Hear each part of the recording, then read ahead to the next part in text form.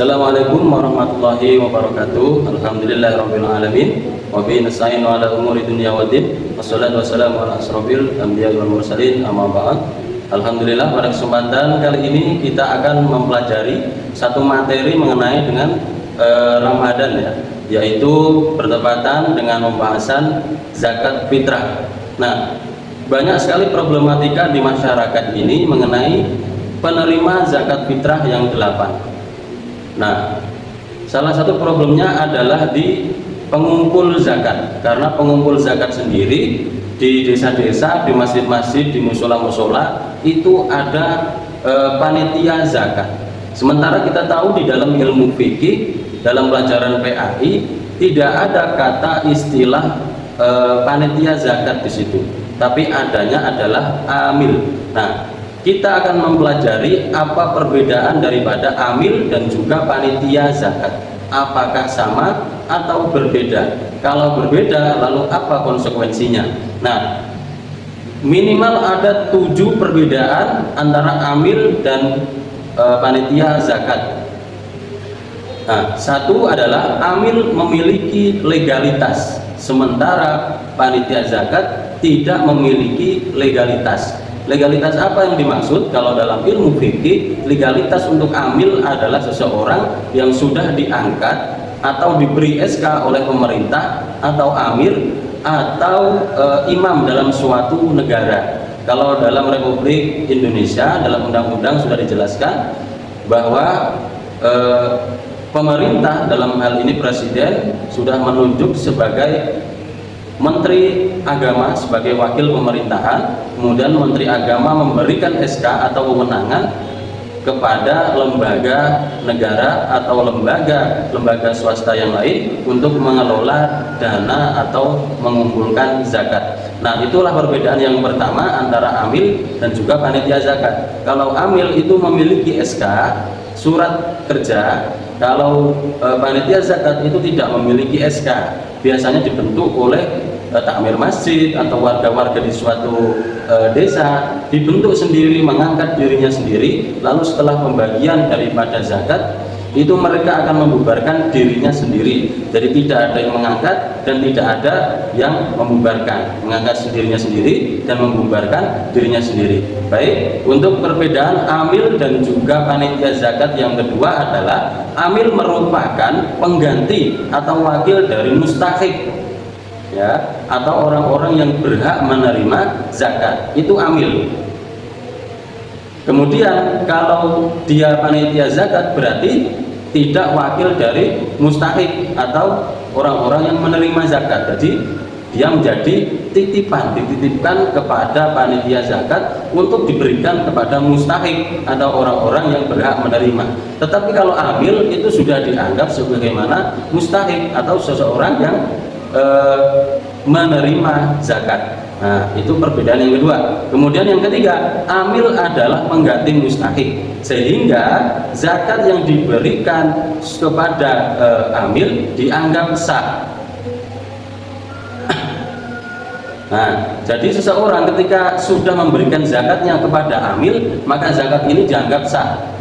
Meskipun nanti penerimanya bukan amil itu sendiri, maka sudah gugur kewajiban dia membayar zakat, dititipkan kepada amil, diberikan kepada amil. Akan tetapi kalau zakatnya seseorang itu diberikan kepada panitia zakat yang biasanya berada di desa-desa, di musola-musola, maka itu belum dianggap sah, karena panitia zakat itu adalah wakil daripada muzaki atau orang yang berzakat, sehingga amil harus menyampaikan zakatnya si muzaki ini kepada mustahik, si penerima zakat, gitu ya.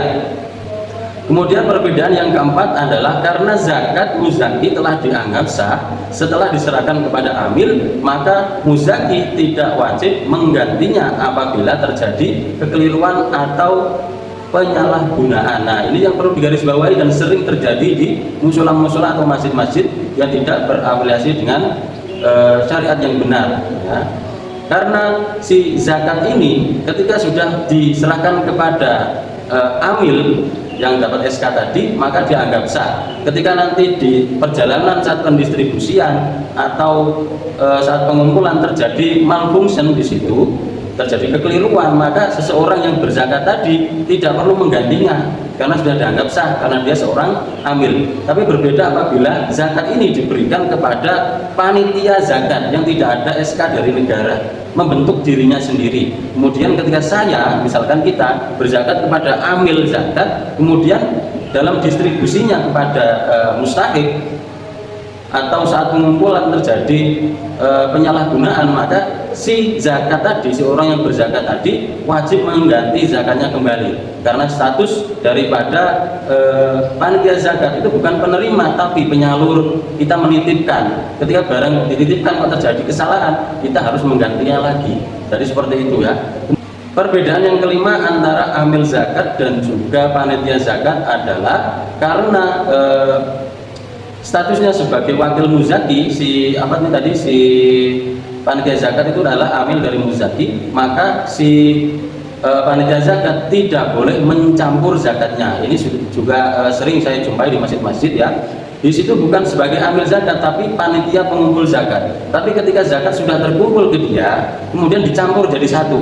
Zakat dari A, B, C semuanya dicampur dalam kresek itu, dibuka, lebur jadikan satu, setelah itu dibagikan lagi, di packing lagi. Nah ini tidak boleh karena statusnya dia sebagai wakil dari muzaki atau panitia pengumpul, bukan amil. Tapi sebagaimana daripada amil, kalau dia statusnya sebagai amil mendapatkan SK, itu boleh menyampur daripada zakat yang sudah dikumpulkan. Nah itu perbedaan yang kelima. Kita lanjut, perbedaan yang keenam adalah amil berhak menerima bagian dari zakat. Nah ini ya, kalau amil boleh mengambil sebagian zakat karena dia termasuk 8 asnaf penerima zakat kalau amil. Tapi kalau panitia zakat tidak boleh mengambilnya, tidak boleh mengambil zakat ini untuk hak saya, tidak boleh karena statusnya sebagai panitia zakat bukan amil zakat.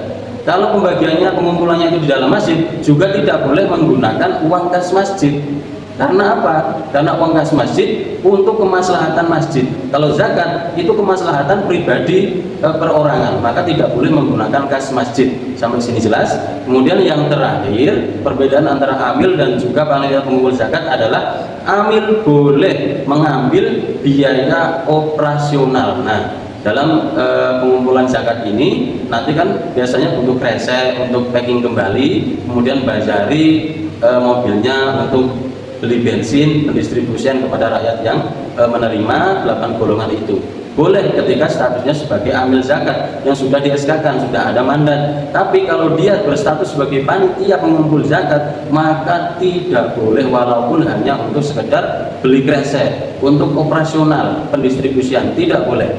Terus solusinya gimana? Pakai uang pribadi atau pakai uang bersama, bisa milih RT dan sebagainya. Biasanya kan ada kasnya seperti itu. Nah itulah 7 paling tidak ya, 7 perbedaan antara amil dan juga panitia zakat. Nah sekedar informasi, amil itu panitia sudah menunjuk kepada Kementerian Agama, lalu Kementerian Agama menunjuk lagi, mengangkat lagi, meng-SK-kan kepada organisasi-organisasi yang sudah dibentuk. Kalau milik negara biasanya yang berawalan BAS, Badan Amil Zakat Nasional atau Basnas, itu sudah pasti ter-SK.